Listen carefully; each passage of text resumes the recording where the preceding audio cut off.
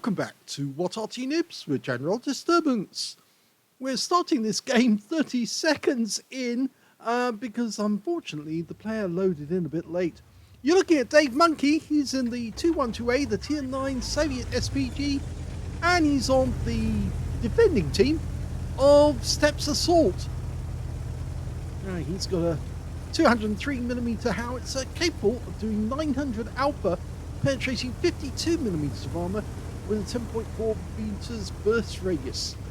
And his duration on stun, 12.6 seconds to 28, depending on how he hits. Now, we're looking way, in fact, I think he's looking outside the map at the moment. I don't think he realizes that.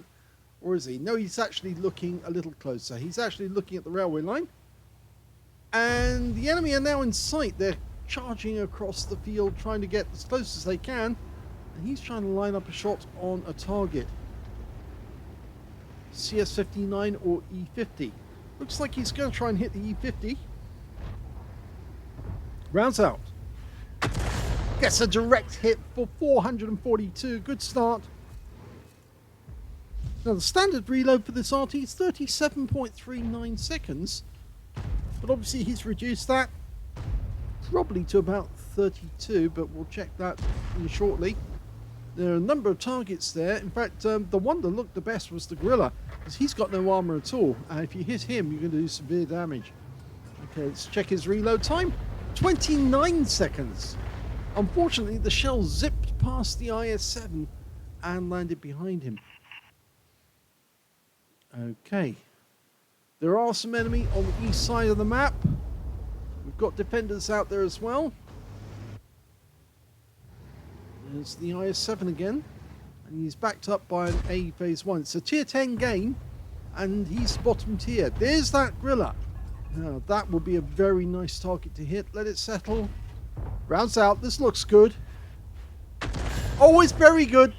It's a penetrating shot for 1,031 hit points. So that's a really good start to the game, because it now makes that Gorilla 15 very vulnerable indeed. Okay. You can see the enemy RTs firing at our heavy tanks who are trying to defend on this side of the map. There is an enemy RT, in fact there's two of them, batch out 155-55 and an M53-M55. On our team, our other fellow RT is a patch out 155-55. Now that's the position that the gorilla was in. And oh, he got damage off both of them there. That was a really good shot. The BZ-58 took 341 hit points of damage from the direct hit, but the Gorilla 15 was within splash range, and he took 202 hit points of damage, and that now makes him a potential splash kill. So he only needs to land the shell anywhere near that guy, and he's going to go down and take out a very dangerous opponent. Okay, rounds out. This looks very good. It is very good. It's a kill. 175, the gorilla's gone. Now, the enemy does have a few tanks close in. We've got a Conqueror and a Viz-55. Now, the Conqueror is very low on hit points. A shell near him, or a direct hit, would probably take him out of the game. So that's his next target. He's almost loaded. Rounds out straight away. And he's maximized the use of his shells. He's got another kill. Yeah, you can see that Viz-55 poked his head round the corner. The 277 took a hit, but the Viz-55 took an even bigger hit. And now he's a one-shot. The A phase 1 also did the same. He's also damaged. You can see the IS-7 holding back. He's hanging back on the railway line at the moment, trying to snipe shots in. And the Viz-55 did go down eventually to our Hesh pond. Okay, so we've got two new tanks coming in. A direct hit on the BZ-58 too. And you can see that they were both stunned in that one. The IS-7's now one shot, so he's marked that as his target. And he's just waiting for the reload to complete. Yes, so landing a shell anywhere near him should be enough to take him out and get us a third kill. Almost ready. Okay, he's ducked in behind the rock, but that's not going to help him because this round's coming in and is a direct hit and he's out the game as well.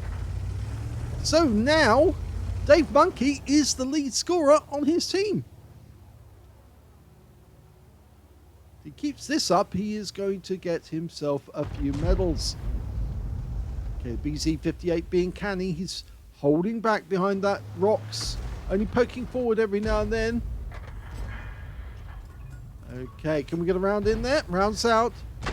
A lovely round, 316. Somebody's got some damage assist there because they tracked the guy and held him on that corner. And then Dave Monkey was able to put the round in. And it looks like it hit his lower plate. I can just about make out where the shell actually landed. Right on the front of the vehicle. Yep, just on the lower plate.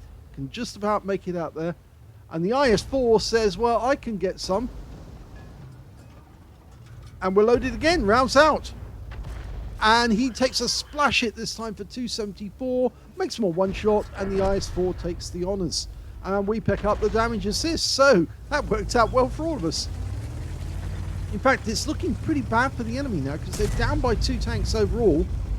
And that's the shell from our back chat 155-55 shooting over the top of the rock. Okay, we've got an T110E4 rather. I was about to say he'd go for him because he's very low on hit points. But he's gone down and now we're looking to try and get a shot on the Leopard. Rounds out. It lands short, but he does get some splash of 145. So things are going well. Okay, so only the Leopard 1 being chased back across the map on the north side. And what Dave Monkey's decided to do is he's actually decided to go into this area here and try and shoot to the east. Oh, he's going for the Leopard.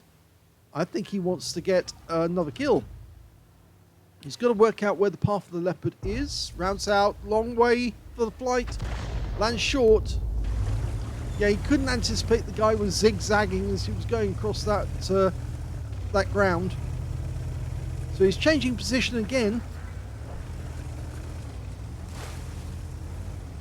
Now there's another advantage to actually changing position like this. You get better angles on the enemy, but also virtually guarantees your win because if they can't kill all the enemy vehicles, they have to try and seize the cap.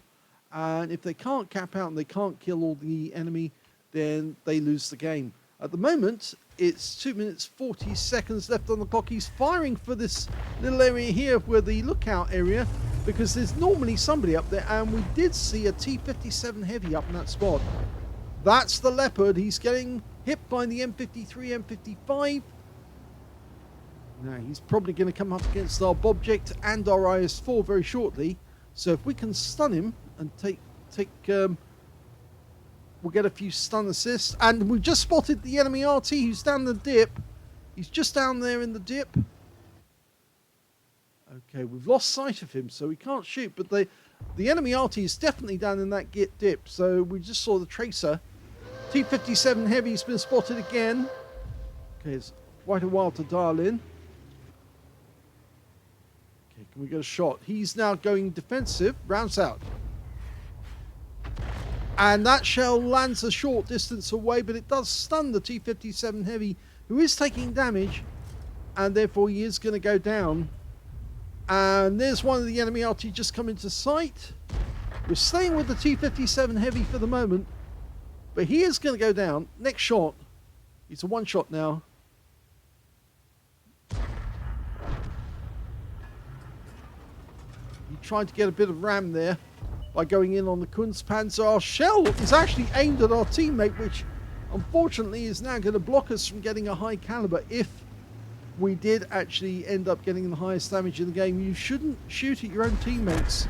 But the T-57 Heavy goes down, and that means now there's only one enemy left. It's the Leopard 1. And that Leopard 1 just killed our Kunstpanzer, the one we just fired at. Now, it may be that he was still stunned when the Leopard fired. Okay, we can't see the Leopard, but we're in the last minute. We don't know where the Leopard's gone. Char Future 4 is moving. Well, he's been invited to platoon with the IS-4. And they have platooned together, so potentially it's a brother-in-arms. Oh, well, it's not. It's the Kunstpanzer who platooned with him. And so he's not going to get a brothers-in-arms because the Kunstpanzer only had 2 kills. So really that's not going to help Dave Monkey. It would have been better for him to platoon with the IS-4. And in fact now, there's the Leopard. He's getting close, but he hasn't got enough time to kill us, even though he's very low on hit points. And that's the end of the game. It's all over.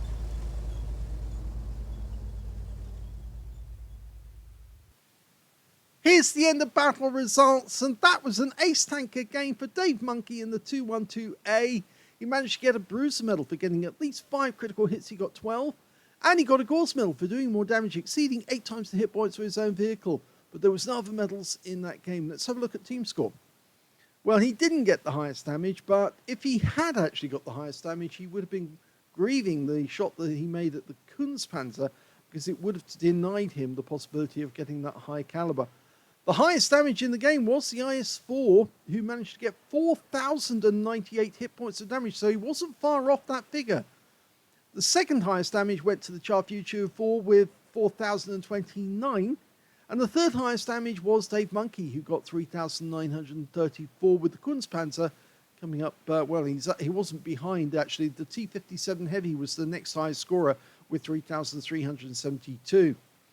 When it came to kills, it was actually the IS-4, the Dave Monkey, and also the Leopard 1. All got 3 kills apiece. If the Leopard had actually killed him and managed to get that shot in, and it was a good one, then he might have actually picked up enough kills to get the highest score. But they shared the top spot on kills. And when it came to base XP, it's still the IS-4 with 1,140 to him. But 1,140 also went to Dave Monkey, so he got the top in 2 of the columns, technically, because the IS-4 did the same. And the third place, well, that goes to the Kunstpanzer, who got 1,040, so 100 hit points below, 100 experience points below, I should say. And all 3 of those players managed to get over 1,000 base. You rarely see 2 tanks with different amounts of XP, but then the IS-4 is tier 10, the 2128 is tier 9. That's why he managed to get more XP, even though he got less damage. Anyway, let's have a look at detail. 15 shots fired, 8 direct hits, 1 penetrating shot, that was the Gorilla, and 16 splash. Damage of 3,934 hit points, all of it at more than 300 meters. Damaged 80 the enemy, killed 3, so missed out on getting the Confederate by 1 tank. 2,149 hit points of stun assist of 14 stuns. There's the ace tanker. Now, he did earn a profit from the game of 10,438 credits, and he also got a profit on XP with 5,130, but if he'd actually held back on that shot on the Kunstpanzer, he might have actually stood a chance of getting the high caliber, especially if he'd spotted that tracer coming from the enemy Arty down in the dip. Then he might have been able to go after that, and if he had got some damage, that might have not only given him the Confederate as well, but it would have potentially given him the high caliber on to boot as well. So missed out on an opportunity because he didn't spot the tracer, but it was there. He fired instead. I think, well, he was trying to get the shot on the Leopard, but he didn't fire, actually. He decided not to shoot on that occasion because he lost sight of the Leopard. But there was a chance that he could have got that, the high caliber, and potentially the would have got the Confederates as well. So I hope you enjoyed that replay. If you did, please give this video a like. Do subscribe to our channel. Leave a little comment down below because it feeds the algorithm. And thank you for watching.